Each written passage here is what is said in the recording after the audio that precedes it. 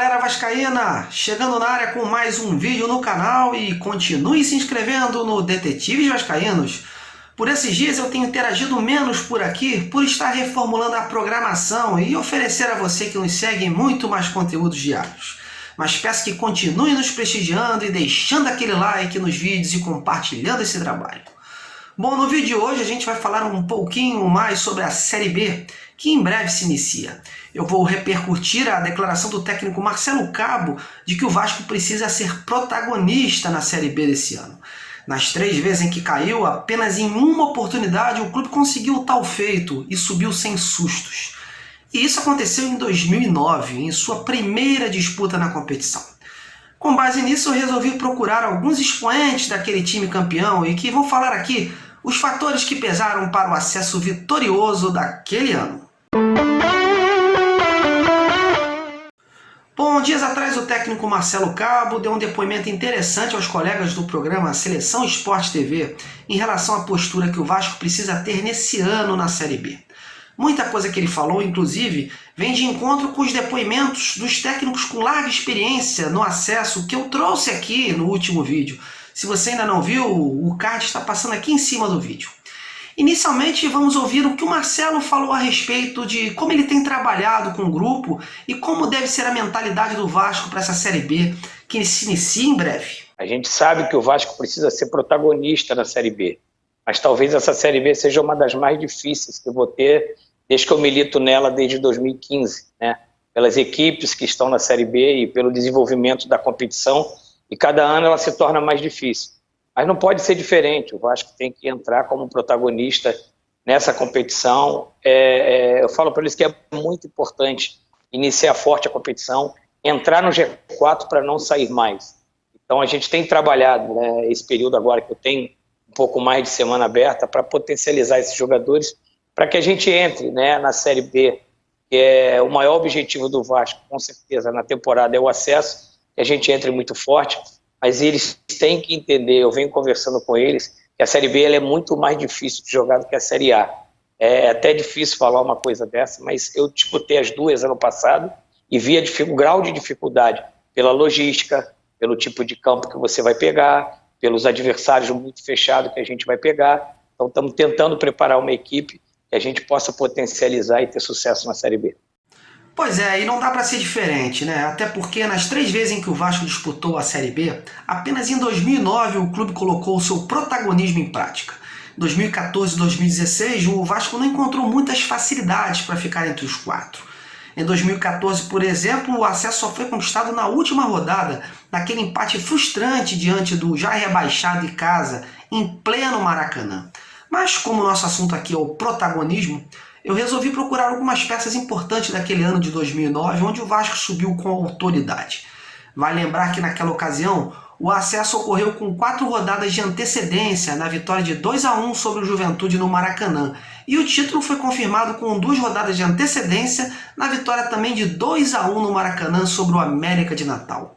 Uma bela campanha com 76 pontos em 38 jogos, 22 vitórias, 10 empates e 6 derrotas. 7 pontos de vantagem sobre o vice Guarani.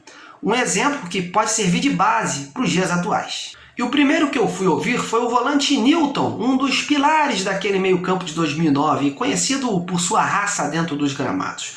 Atualmente jogando no futebol boliviano, o Nilton nos fala inicialmente dos fatores que propiciaram aquele acesso e que o grupo atual do Vasco precisa focar para subir com autoridade. Confira aí. É muito bacana poder relembrar, né, o momento ali de 2009, uma equipe que muitos não acreditavam, essa é a verdade, né, os jogadores que estavam chegando e com aqueles que estavam permanecendo, né, depois até da própria queda, conseguimos unir, né, nos unimos muito na chegada ali na pré-temporada em Espírito Santo. Sabíamos que iríamos receber uma pressão muito grande, até pelo peso da camisa do Vasco, os torcedores, mas eu acho que com aquela recepção que tivemos lá em Espírito Santo, aquilo ali já deu para ver que a torcida, né, estava abraçada, estava unido com a gente.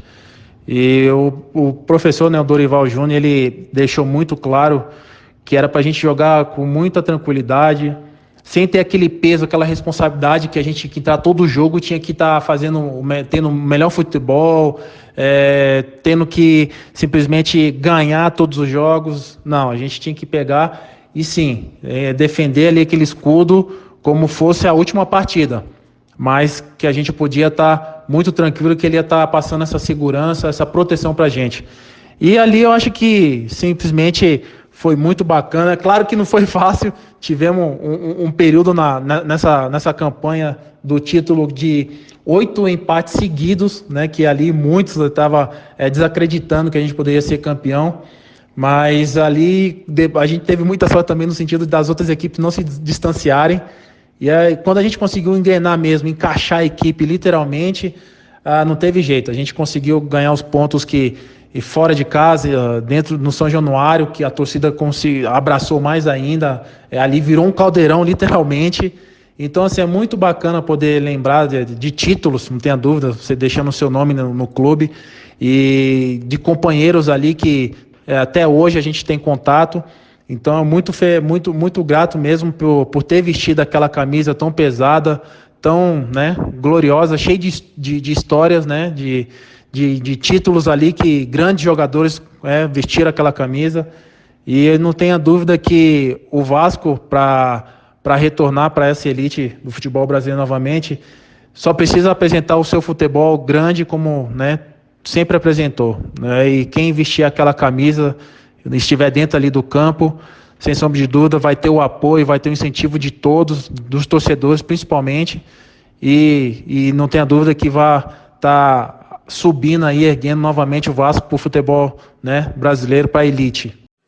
Por fim, o comandante daquele grupo, o técnico Dorival Júnior. Com bastante experiência no assunto, o Dorival me enumerou os fatores que deram condição ao time cruzmaltino de realizar uma boa campanha na Série B.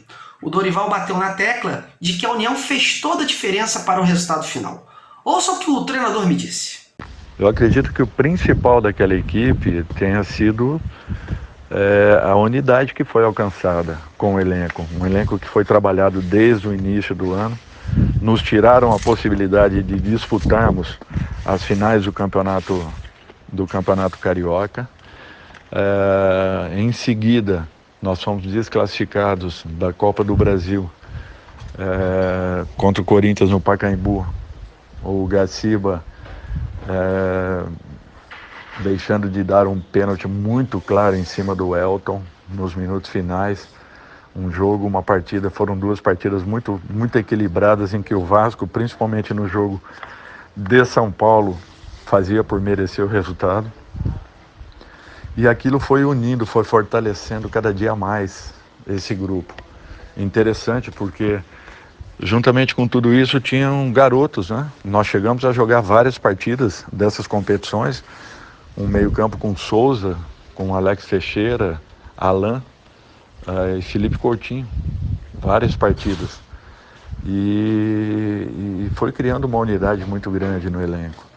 Os jogadores tinham aquele movimento em relação o sentimento não pode parar, né? Que era a todo momento ele era fomentado, né? Dentro do grupo, e a gente percebia que a equipe estava todo mundo querendo se ajudar, todo mundo querendo participar, todo mundo querendo fazer com que o time crescesse. Era interessante isso. Tanto é que entramos para uma competição difícil. Nós tínhamos o Atlético de Goiás e o Guarani, que viviam um grande momento, com grandes equipes até muito mais maduras, talvez, do que o Vasco, e mesmo assim a equipe se manteve até o fim, crescendo a cada instante, em jogos decisivos, se impunha. Foi interessante, porque foi um trabalho onde nós tivemos que buscar uma remontagem no início do ano, uma manutenção do elenco ao longo da temporada, e principalmente um crescimento nos momentos finais, onde a competição se mostrou mais e mais difícil, principalmente com a forma como tanto Atlético como Guarani, principalmente Ceará, jogavam aquela competição. Foi bem complicado, não foi simples não. Bom, e para fechar, uma última informação. Dias atrás saiu uma notícia nas redes sociais de que o Vasco estaria buscando o empréstimo do talentoso meia da Ferroviária Vinícius Anocelo, de 20 anos. Hoje eu tive a oportunidade de falar rapidamente com o presidente da Ferroviária, o senhor Carlos Alberto Salmazo, e perguntei se já tinha recebido alguma oferta do Cruzmontino. E ele foi categórico. Oficialmente não fomos consultados. É isso aí.